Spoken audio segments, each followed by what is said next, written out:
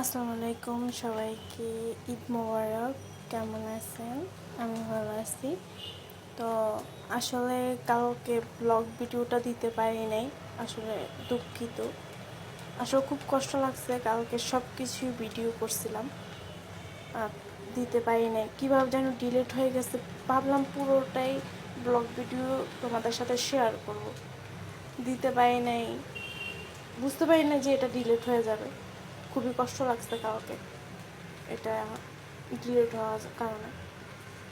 3 দিনে তো ঈদ না, তো আজকে আমাদের বাসায় কক মুরগি, পোলাও, তারপরে রোস্ট সব কিছুই রান্না হয়েছে। কালকে আসলে সবাইকে ঈদ মোবারক জানাতে পারলাম না, বিজি ছিলাম তাই জন্য। ঈদের দিনে তো সবাই বিজি থাকে, তাই জন্য সবাইকে সরি, কিছু মনে করবেন না। সবাইকে জানাচ্ছি আবার ঈদ মোবারক। আল্লাহ হাফেজ।